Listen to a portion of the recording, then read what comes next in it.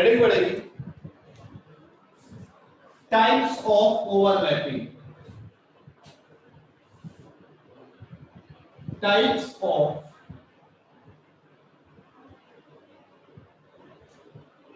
Overlapping, heading पड़ेगी types of overlapping.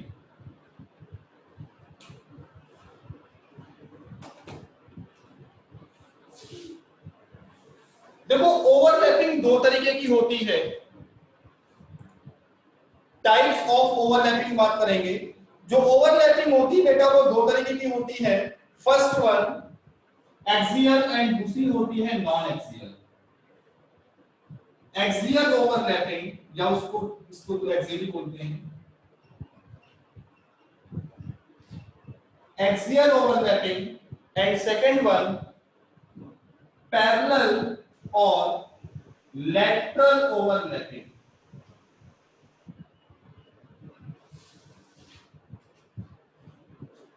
Parallel और lateral overlapping. Axial overlapping and parallel और lateral overlapping. देखो अगर एक्सियल, एक्सियल का मतलब होता है हेड ऑन हेड, इसका दूसरा मतलब होता है हेड ऑन हेड।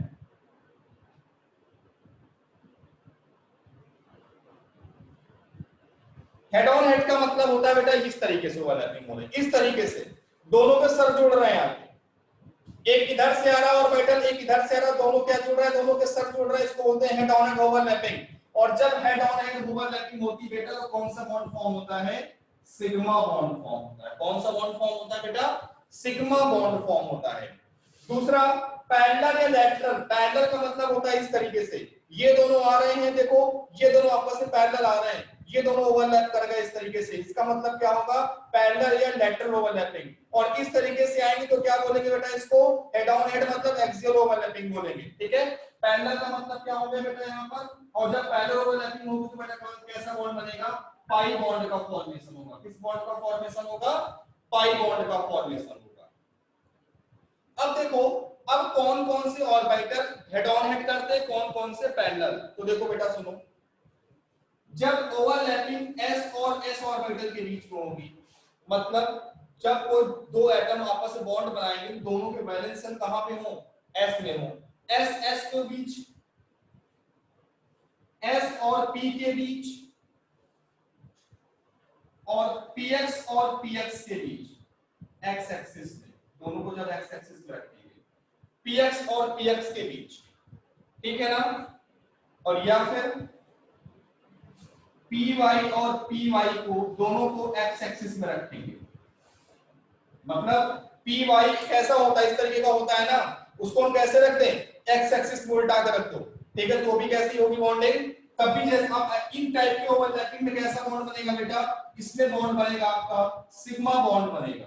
लेकिन अगर यहीं पर हम बात करें पैरेलल की, तो बेटा याद रखो जब हम py की ओवरलैपिंग करेंगे किस एक्सिस में, y एक्सिस में, जब इनको हम py को py इस तरीके से होते हुए y में ही रखे हैं तो कैसी ओवरलैपिंग होगी बेटा, लैटरल ओवरलैपिंग होगी, पाई बॉन्ड बनेगा। ठीक है ना। दूसरा p और d के बीच, और तीसरा d d के बीच, यहां पर बोलेंगे जब बॉन्डिंग होगी p पाई d पाई और d पाई d पाई, सब बताऊंगा डिटेल में, आप लिखो बस। मतलब इनमें से कोई भी ओवरलैपिंग होगी तो सिग्मा बॉन्ड बनेगा, इनमें से कोई भी ओवरलैपिंग होगी तो पाई बॉन्ड बनेगा। मैं सबको डिटेल में डिस्कस करूंगा, एक चीज डिस्कस करूंगा, एग्जांपल देकर डिस्कस करूंगा, आप नोट करो बस, हर एक चीज डिस्कस करूंगा विद एग्जांपल के साथ, आप बस नोट करो sir. SS overlapping, SS overlapping, सबसे फर्स्ट वन एसएस ओवरलैपिंग, मतलब जब दो एटम आपस में बॉन्ड बना रहे हैं तो उन एटम का अगर बैलेंस शेल s में है तो उनके बीच जो ओवरलैपिंग होगी वो एसएस ओवरलैपिंग होगी। फर्स्ट वन है एसएस ओवरलैपिंग, बहुत ध्यान से समझना, कुछ टफ नहीं होगा, SS overlapping.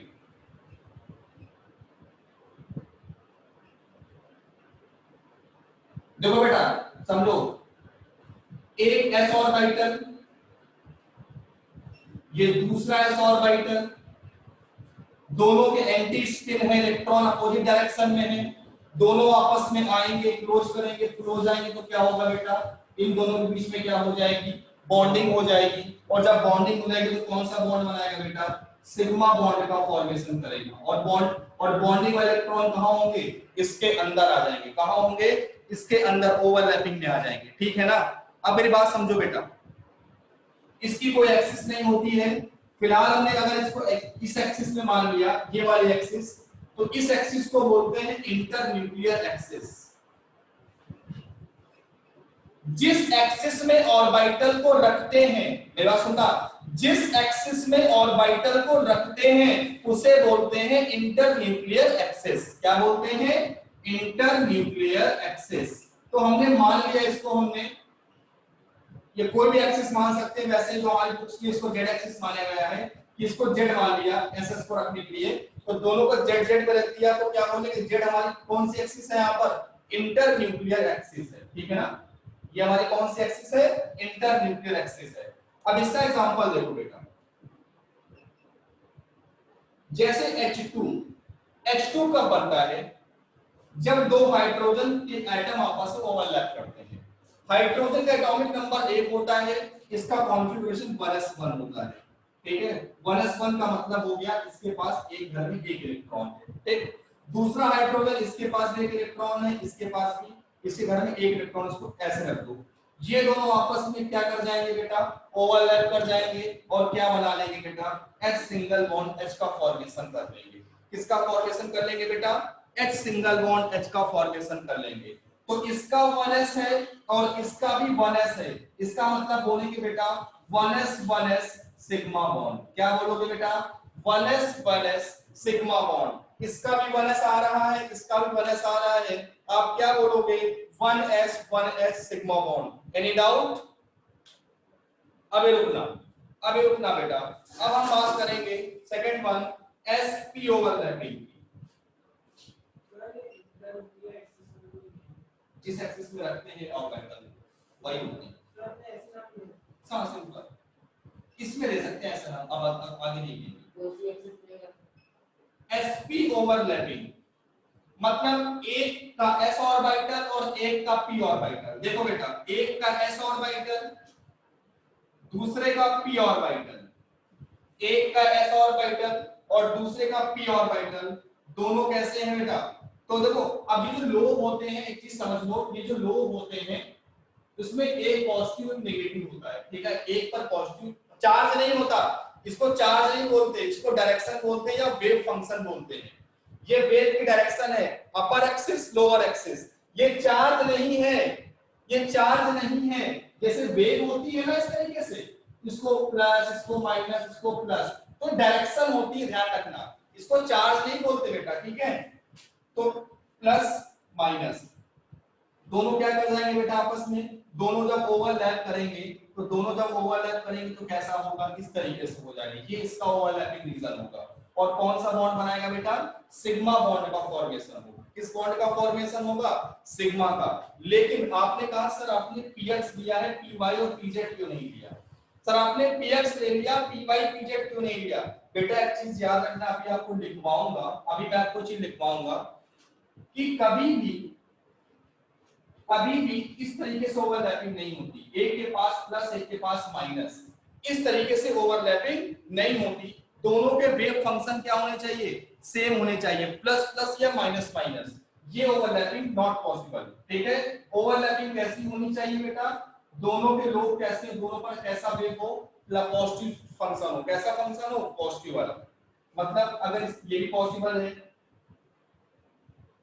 Plus plus minus minus possible है, लेकिन अगर यहीं पर प्लस माइनस और माइनस प्लस हो जाए तो नॉट पॉसिबल। यहां पर दोनों क्या हो जाएंगे, न्यूट्रलाइज हो जाएंगे। दोनों वेव फंक्शन क्या हो जाएंगे, न्यूट्रलाइज हो जाएंगे। एक पॉजिटिव एक्सिस, एक नेगेटिव एक्सिस, न्यूट्रल होगा, यहां पर बॉन्ड नहीं बनेगा। ठीक है ना। तो सर आपने s और px ले लिया, s और py क्यों नहीं लिया। तो देखो बेटा ध्यान से समझना, अगर मैं यहां पर, ये आपका s है और ये आपका py, ये पॉजिटिव और ये नेगेटिव, ये जब ओवरलैप करेगा बेटा तो जितना पॉजिटिव इससे आएगा उतना ही इससे नेगेटिव आएगा, मतलब जितना कंस्ट्रक्शन होगा उतना ही डिस्ट्रक्शन होगा, मतलब दोनों क्या हो जाएंगे आपस में कैंसिल हो जाएंगे। तो ये इस तरह की बॉन्डिंग पॉसिबल नहीं होती। जितना कंस्ट्रक्टिव होगा उतना ही डिस्ट्रक्टिव हो जाएगा, जितना कंस्ट्रक्टिव हो जाएगा उतना ही क्या हो जाएगा डिस्ट्रक्टिव। टोटल ओवरलैपिंग क्या हो जाएगी जीरो, इसे बोलते हैं जीरो ओवरलैपिंग, इसे क्या बोलते हैं जीरो ओवरलैपिंग। इस वजह से ये एस और पी वाई ओवरलैपिंग नहीं करते हैं, एस और पी एक्स की ओवरलैपिंग करते हैं। जरा डिटेल में नोट करो बेटा। एग्जांपल देखते हैं इसका एसपी का एग्जांपल।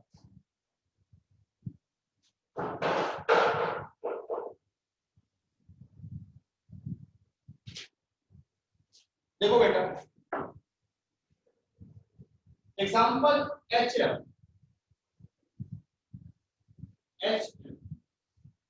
ठीक है। आपको बेहतरीन तरीके से मैंने बता रखा है ये हमारा पी ऑर्बिटल पी का शेप होता है, ये जो बीच वाला घर होता है ये पीजेड का होता है, किसका होता है बेटा पीजेड का। ये घर किसका होता है पीएक्स या पीवाई का, और ये घर किसका होता है पीएक्स या पीवाई। तो अगर ये पीएक्स है तो ये पीवाई, अगर पीवाई होगा तो ये पीएक्स हो जाएगा, ठीक है अल्टरनेट चीज। तो मान लिया हमारा घर पीएक्स का है। अब देखो हाइड्रोजन, ध्यान समझना, हाइड्रोजन 1s1 हाइड्रोजन 1s1 इसका ये हमारा इलेक्ट्रॉन। फ्लोरीन 1s2 2s2 और 2p5 ठीक है 1s2 2s2 2p5 हमारा इलेक्ट्रॉन 1 2 3 4 5 दोनों अपोजिट डायरेक्शन में, दोनों क्या कर लिया आपस में ओवरलैपिंग कर लिया और कौन सा बॉन्ड बना लिया बेटा HF। तो इसका 1s है और इसका 2p है, क्या बन गया 1s 2p सिग्मा बॉन्ड बन गया। क्या बन गया बेटा 1s 2p सिग्मा बॉन्ड बन गया। अगला एग्जांपल की बात करें, अगर HCl की बात करें माय डियर, तो HCl में Cl का क्या होता है 3p5 होता है और इसका क्या होता है 1s1, क्या बोलोगे 1s 3p बॉन्ड बन गया सिग्मा का 1s 3p बॉन्ड। अगर हम बात करेंगे HBr की तो 1s 4p बन गया, कौन सा बन गया 1s 4p बन गया। और अगर हम बात करेंगे HI की तो क्या बोलेंगे 1s 5p बन गया। अगर हम आपसे पूछें 1 2 1 3 1 4 और 1 5 में बॉन्ड की स्ट्रेंथ तो क्या बताओगे बेटा ये होती है बॉन्ड की स्ट्रेंथ। क्यों न्यूक्लियस से जितना पास होंगे उतनी अच्छी ओवरलैपिंग होगी, उतनी अच्छी बॉन्ड की स्ट्रेंथ हो जाएगी और उतनी ही अच्छी ज्यादा बॉन्ड की एनर्जी हो जाएगी, ठीक है ना। तो ये हो गया बॉन्ड स्ट्रेंथ ऑर्डर और ओवरलैप एक्सटेंट ऑफ ओवरलैप ये bond energy. Please note that, ध्यान समझना बस, ठीक है बोर्ड पर NH3 नाइट्रोजन के पास वैलेंस में 5 इलेक्ट्रॉन होते हैं और इसमें 3 हाइड्रोजन शेयर कर लिया 8, ठीक। चलो इससे कोई मतलब नहीं।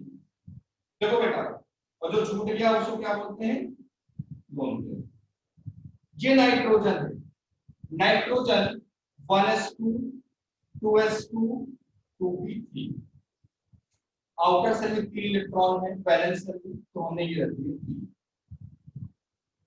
1 2 3, ठीक है।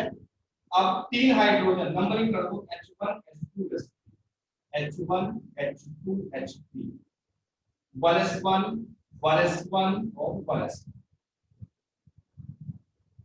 एक इलेक्ट्रॉन, इसके पास भी एक इलेक्ट्रॉन और इस वाले के पास भी एक इलेक्ट्रॉन, ठीक। क्या होगा भाई इसने पहले इससे पेयरिंग करनी, इसने इससे करनी और इसने इससे करनी पेयरिंग, तो क्या बन गया बेटा देखो ये हमारा 2p है और ये हमारा 1s 1 आपसे पूछेगा NH3 में कौन कौन से टाइप की बॉन्डिंग है तो क्या बताओगे बेटा NH बॉन्डिंग पहली 1s 2p, ये भी 1s 2p, ये भी 1s 2p, समझ गए? 1s2p और 1s2 देख लो, नाइट्रोजन का 2p है